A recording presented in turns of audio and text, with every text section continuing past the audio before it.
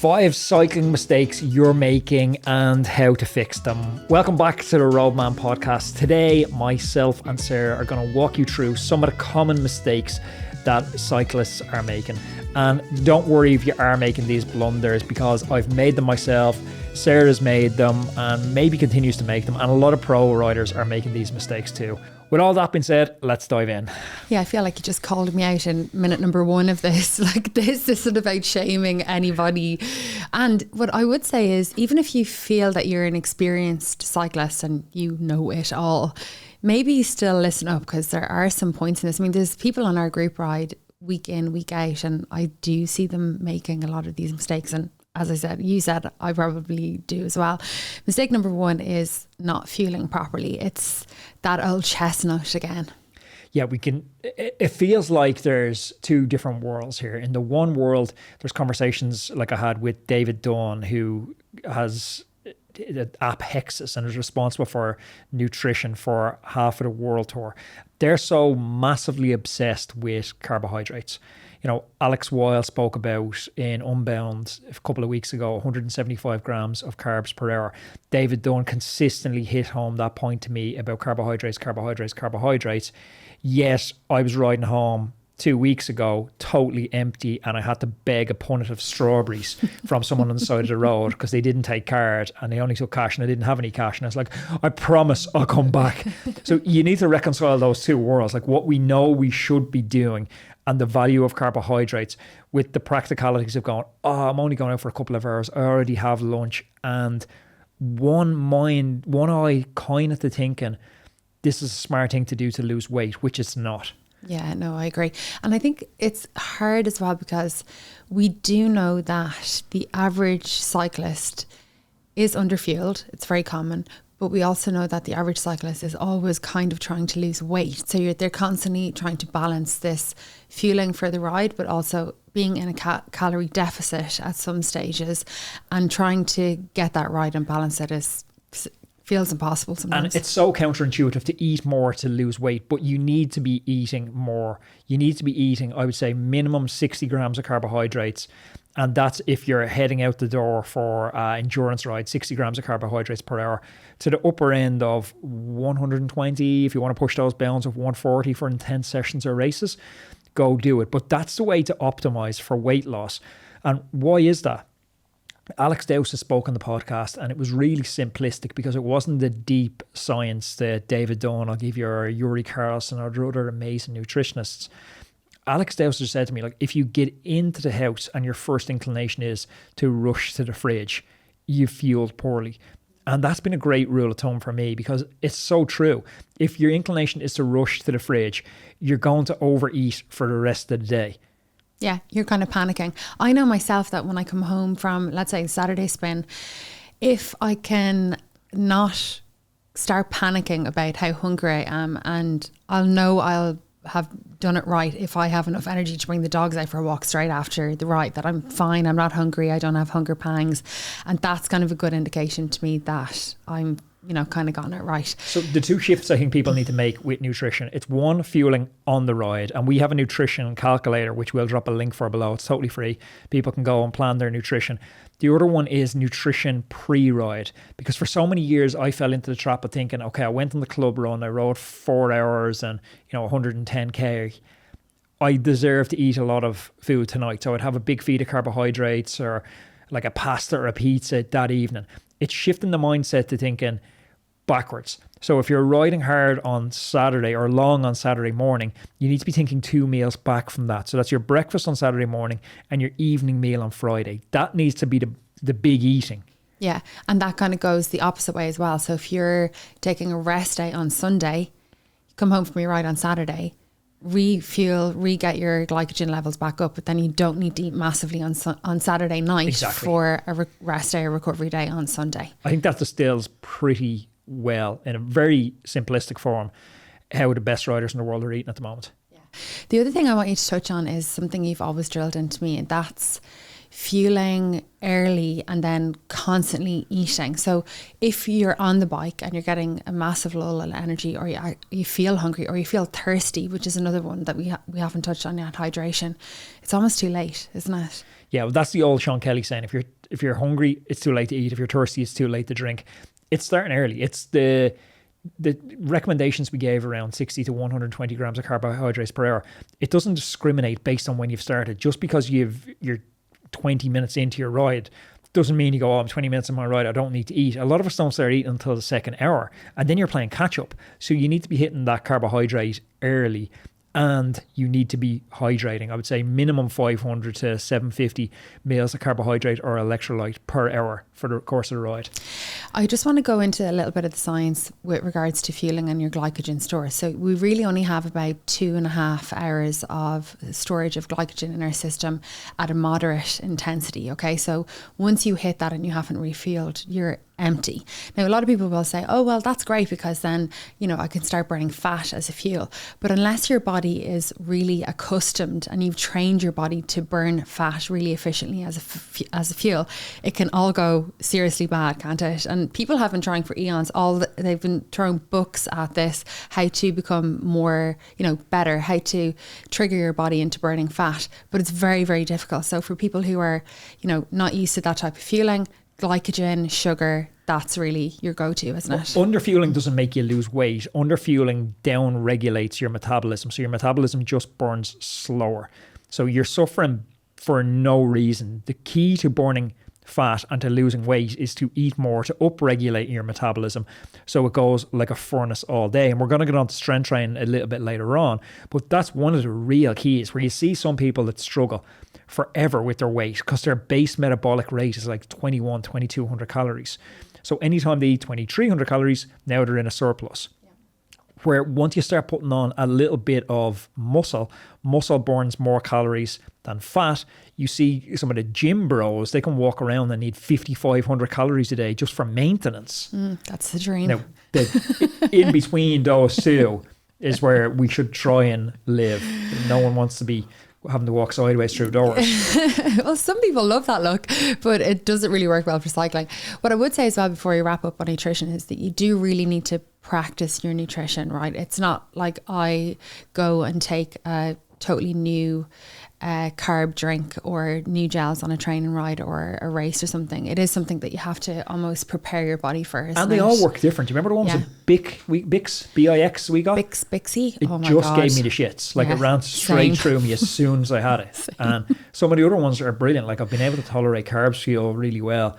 But it's horses for courses. So like what works for me is not going to work for you. Yeah, exactly. So test everything out, certainly before race day. Okay, mistake number 2, using the wrong gears. So we do see this all the time, people just grinding too hard, or on the other end, you do see people just kind of spinning totally inefficiently. So it's a common one, isn't it? Yeah, do you remember you got started and we went for a spin in Kinsale? And we were coming up to a real steep hill. And that was the first time it ever just dawned on me. Not everybody understands how gears work. Now, we're blessed because when you've come into cycling, it's like my nephew being born into AI age. You've come into the effect of AI age in cycling. We've such a gear choice. My first bike was, and people in the comments, I'll go, oh, Jesus, that's not even all. But I was on a 10-speed. A 10-speed Ultegra was my first race bike. And we're now up to 12-speed, 13. 13 speed, yeah. We're 13 speed, 12 speed, depending on what groups you're running. But the main thing that's happened there is the range. Like I was running an 11:21. Yeah, 21 is the middle of the block on a lot of these SRAM blocks at the moment. So you have so much range because they have a 10 sprocket. So if you're in a line out, if you're full gas, even a gravel bike where I'm running something like a 50 on the front or a 48 on the front, depending on the event. And then on the back though, you have a 10 sprocket, which means you're never going to be spun out. You're always going to be able to hold on in a line out. And then you have that range where even if you come to the steepest pitch and you've totally blown, you have effective mountain bike gears where, you could go up a wall on these things. If you can't get up a wall on the SRAM stuff, like you need a ladder, not more gears, because they have so much range on it now. I think people find gearing quite complicated. You're talking about sprockets, you're talking about, teeth, all of this kind of stuff. It can be a little bit daunting, particularly for newer people, to figure all of this out. I do think that if you're finding that you're running out of gears on your spin or your location, if you live in a very hilly spot, or you have to climb out of a valley, or your cadence is super high all of the time and you don't have any push on the downhills, you really do, it'll make such a difference to your training if you look into this and change your gear selection. Yeah, and we actually ordered some tools. This is part of Sarah's preparation for Badlands. I'm trying to get her to be a little bit more self-sufficient with bike maintenance. We ordered some tools for changing a cassette, and really simple, like having a chain whip and the tool to go with the chain whip to take it off. You can interchange cassettes quite easily now. When I was racing the first few years, I would have had a bunch of different cassettes, one for a hilly stage, and you text into the group chat to the mechanics the night before what gearing you wanted for the next day. Now that's not really a thing because you have such range on the gears. So if somebody is riding a bike at the moment and they're feeling like, I'm spun out on the downhills or I can't climb on the uphills, I would say starting to move to the newer stuff, like moving in. I think SRAM has launched the new We're Boat Riding Red, but they're launching Rival and Force. They're taking the technology from that and it's dripping down now into the lower ones, as it always does. So I would encourage people to just go into your local bike shop and ask about that stuff. Tell them your problem. Tell them that you feel like you need more gears, and they will definitely help you. I'm on SRAM at the moment, and as you said, they have pushed a really wide range of gear at the moment, so I can really I can only recommend them. Okay. What do the Giro d'Italia, Stage Slayer, Mads Pedersen and half the professional peloton have in common? Well, they're all turning to NOMIO, the natural performance enhancer proven to reduce lactate buildup during intense efforts. In the 2025 Giro d'Italia, Pedersen's form was undeniable. The Danish star surged to 4 stage victories. This was a major leap in form from his previous season, and a key part of this preparation and performance was NOMIO. Developed by the same researchers who discovered the performance power of dietary nitrate. Those beetroot shots that half the peloton were using? NOMIO is clinically proven to lower lactate levels, reduce oxidative stress, improve training adaptations, and deliver a noticeable boost from the very first time you take it. Riders are reporting bigger threshold power, fresher legs mid-race, and quicker recovery, all from a formula made with just 3 natural ingredients: broccoli sprouts, lemon, and sugar. Whether you're racing at the front or you're smashing local segments, NOMIO helps you get more out of every ride. Take it before key sessions or races for an immediate edge, or take your training to the next level and get more out of your hard work. Go to drinknomio.com, that's NOMIO, and check out this game-changing supplement. Details are in the episode show notes or description down below. The other thing I do see a lot of people doing on the group ride is not using their gears enough, like not shifting proactively. This is definitely something I did at the very beginning as well. And I remember really vividly being out in the group spin with one of the kind of OGs here, Sean McKenna, and you could tell he was watching me, as I was cycling. Then the following week he was like, Sarah, you're the most improved rider. You actually changed your gears this week. And it is something as a newbie that you can be quite nervous about. So being proactive, using your gears, but also knowing when to go down or up. A little bit of that's bike handling as well, I think. I was chatting with a newbie on the group ride last week about this very thing.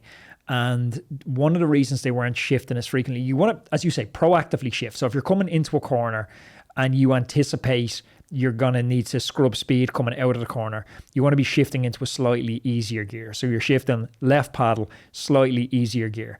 You're going up the block. I know the terminology is kind of confusing, but you do get it when you start consistently staying with it. I think it's easier to say go into an easier gear or a harder gear for the moment. Easier gear goes up the block, harder gears go down the block. So you're going up the block. If you anticipate you're slowing down, you're going to have to accelerate and come back up to speed out of the corner. Likewise, if you're coming straight road, you're turning 90-degree turn into the start of a climb, you're going to anticipate that you're going to need to shift before that. But chatting to the newbie, they were saying they actually struggle to shift. They can't drink because they can't get their hands off the bars, and they really struggle to shift.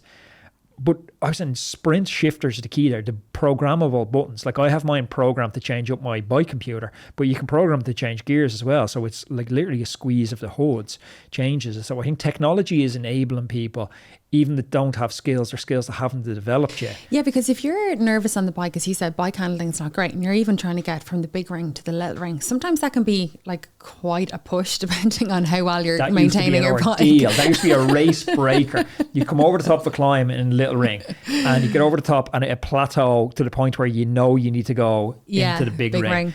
And then you had a moment that was race defining where you're like, I'm going to shift to the big ring. Is the chain going to drop? And it would drop like 5 times out of 10. Yeah, you're like just praying that it wouldn't. The chain gods. The chain gods, exactly. Yeah, so knowing when to change, being proactive, but actually using all of your gears. Again, that's something that I'm seeing constantly on rides at the moment, particularly, as you said, with people who are new to the sport. Okay, we move on to mistake number 3. Do it. Pacing. Pacing all wrong, too hard, too soon, or always in the grey zone, or as we like to call it, headless chicken riding. Power meters make a massive difference with this. And I kind of reverse it and say they make a massive difference, but then you become too reliant on it. I think a great exercise is to learn how to pace a time trial. Because if you can learn how to pace a time trial, we started running a Sunday time trial in the club twice a month. And you actually haven't come out to it yet. But if you understand the finish line is 16 kilometers, 10 miles away, I have to distribute my effort evenly over the course of that distance. So I'm empty at the finishing line and I couldn't have went any harder. You can then, I think, start to figure out, okay, I'm doing a 50 kilometer ride, I'm doing a 100 kilometer ride, I'm trying to cover this distance in as fast as possible. And you can kind of use one to benchmark against the other. I think learning to pace a time trial is a skill that a lot of newbies think is only for advanced riders because they think a time trial has to be aero helmet, TT bike, tricked out Rule 28 speed suits. It doesn't have to be that. It's a race against the clock. And essentially what it is learning to pace. It's so difficult. Remember last year I was doing a time trial and on one of the online platforms every Tuesday. Yes. 16-mile time trial. 16K. 16K. Oh my God, that was so difficult. But as the weeks progressed, I got so much better at it because I wasn't shooting straight out of the block, burning all the matches in the first 10 minutes and just kind of relaxing into it and actually having a little bit to push harder at the end. And when you get good at them, like your cluster or your variance between your worst one and your best one, there's very little in it. Like I was doing them, it was last season as well, where I was doing it with one of my buddies, Ed Veal, the real deal Veal, shout out, he's been on the podcast. He was running a weekly time trial, a 10 miler. So every week, now he was smoking me. He was hitting like 420, 425 watts for the 10 miler. But every week I was between 395 and 402 watts. Like it might be 395, then I go, I had a good week and it's 397. And that variance it's like a sniper, just that on the board, boom, boom, boom. The spread between the bullets is just so narrow when you get good at pacing them. So much fun though. The other thing that I really struggled with when I began was pacing up a climb, because remember again down in Kinsale, I blew the matches all in the first I'm going to say 50 meters, and then you had to push me up the rest of this climb that was about, a kilometer.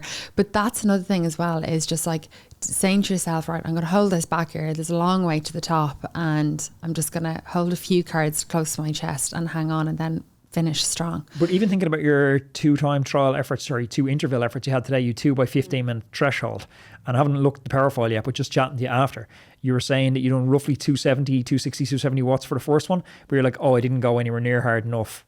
Or sorry, you done that for the second one. You're like, I didn't go anywhere near hard enough for the first one. It's understanding that as well, saying, okay, I have 2 efforts, I have 5 efforts, and I'm trying to get out an even distribution of efforts. So my first effort and my 5th effort are quite similar. Starting to do that, I know these feel like advanced moves that like, only pros do intervals or racers do intervals. But when you start to understand how to pace a 5-minute effort, a 15-minute effort, then you start to understand how to pace your Fondo at the weekend or your Wicklow 200 or whatever event you're doing. 100%, because as you do more and more of them, you learn about yourself, you learn how you can push yourself, and that, I totally agree. Just do efforts. And then I think road racing, when you jump into it, even if it's club league, it brings a totally different dimension to that. Like one of the guys I'm coaching that's coming from being a very high level runner across the cycling, you're actually trying to knock the pacing out of him. He's got too good at pacing. He spent his whole life going, okay, a 14-minute effort is 5K. So now if I'm doing a race, I need to pace this over it. But the reality of road races is it's fits and starts. It's, you know, it's hard on a crosswind. It's easy in the headwind. It's hard on the climb. It's easy on the descent. So the pacing, it's still there, but it's more dynamic. A quick word from today's sponsor. A few years ago, I came out of my local coffee shop after a long winter spin to find my Cafe Lock on the ground, sliced clean in half. My pride and joy bike, it was gone. Just like that, a small fortune in kit, and frankly, part of my identity as a cyclist, it disappeared in seconds. If you've ever had that sick feeling in the pit of your stomach, even imagining your bike getting stolen, wrecked or damaged mid-travel, you know it's not just a possession. It's your freedom, it's your fitness, it's your sanity on tough weeks. That's where Bicmo comes in. Whether it's theft, damage, crashes, racing or travel, Bicmo's got your back. Their in-house claims team makes the process fast and painless. And here's the kicker. With 50% off multi-bike cover, you can protect all your bikes and even your family or your mate's bike under the same policy. No nonsense, no surprises. But Bicmo isn't just about covering bikes. They actually care about the future of cycling itself, and that's why I've partnered with them. If you insure your bike with Bicmo today, they'll donate £10 toward trash-free trails to help clean up and protect our shared cycling spaces. So head on over to Bicmo, BIKMO.com and use the code ROADMAN to get covered, save money and support our wild spaces.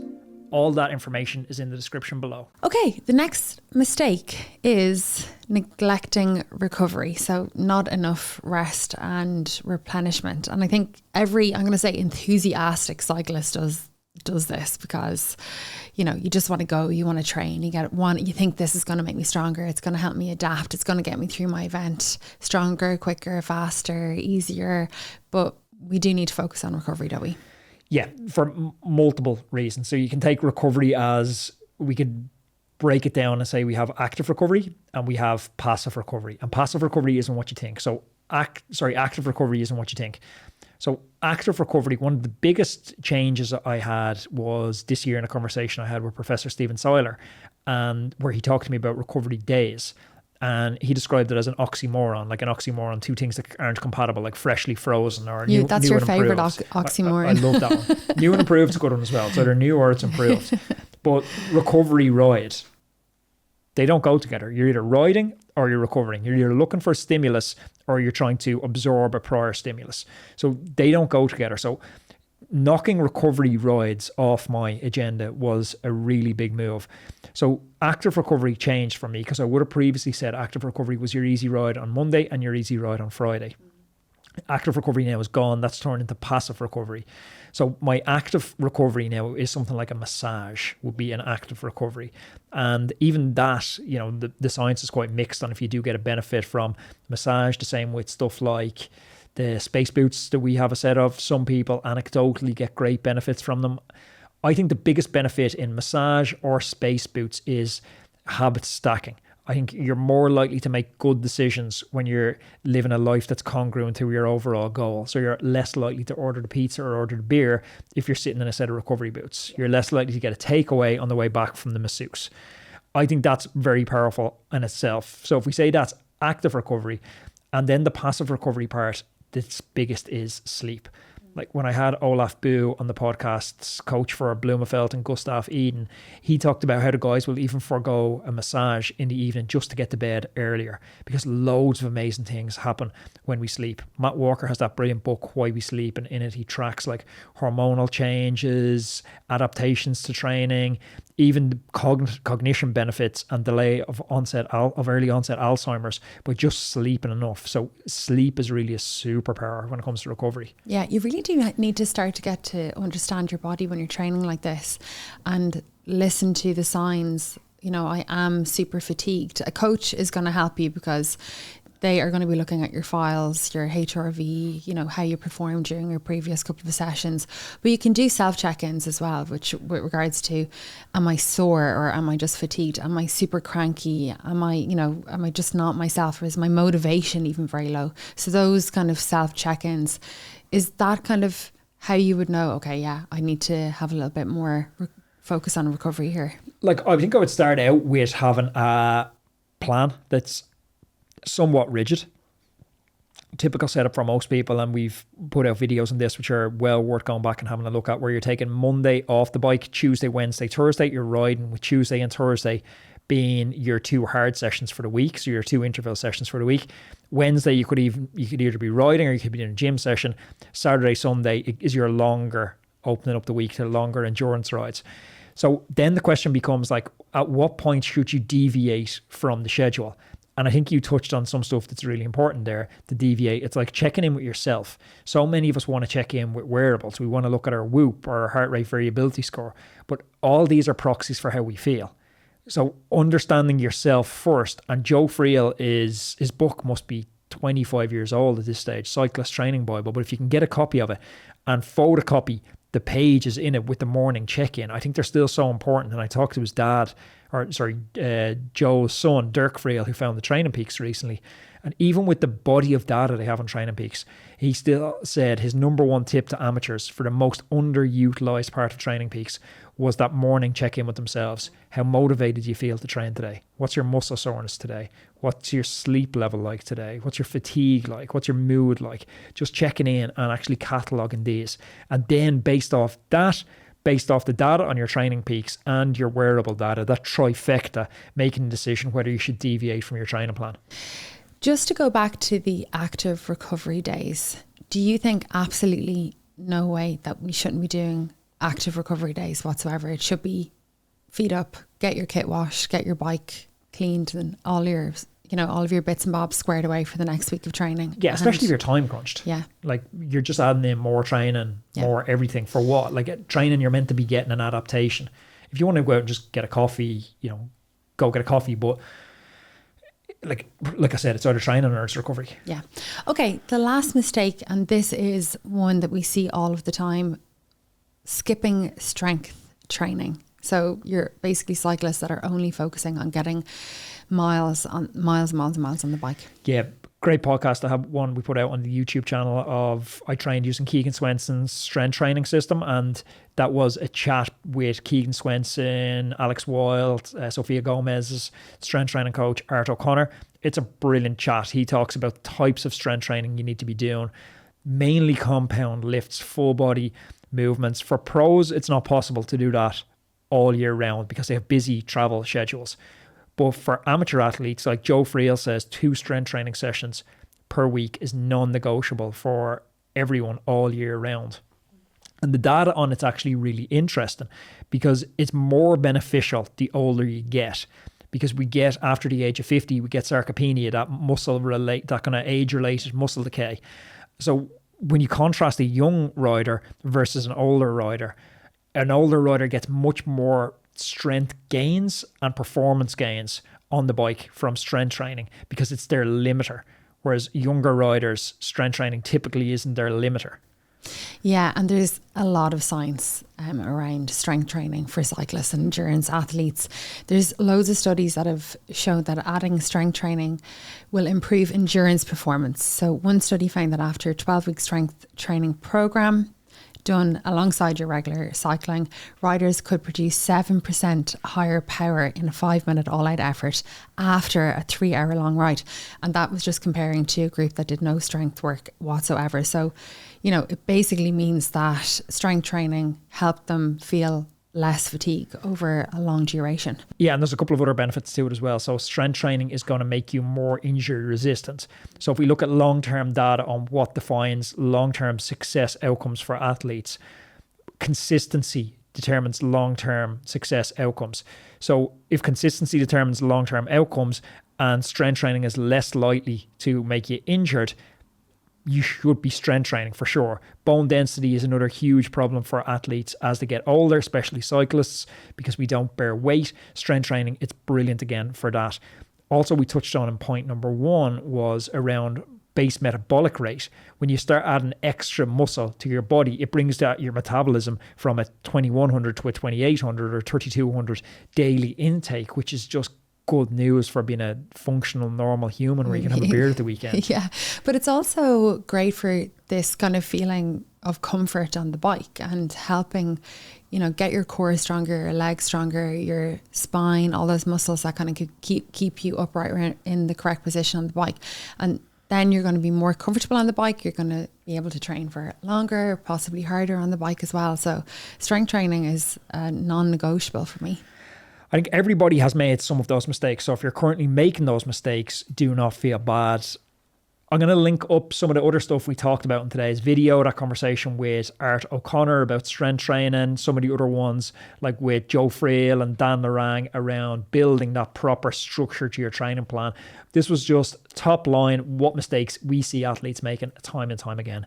If you enjoyed it, please click up here because I've put one of those videos up here and you can go and check it out and subscribe to the channel. We'll see you next day. This episode today has been supported by BICMO Cycle Insurance. Insure your ride with BICMO today and they'll donate £10 to Trash Free Trails to support their work in protecting our planet. Head to BICMO, BIKMO.com and use the code ROADMAN to get covered and support our wild spaces. Terms apply.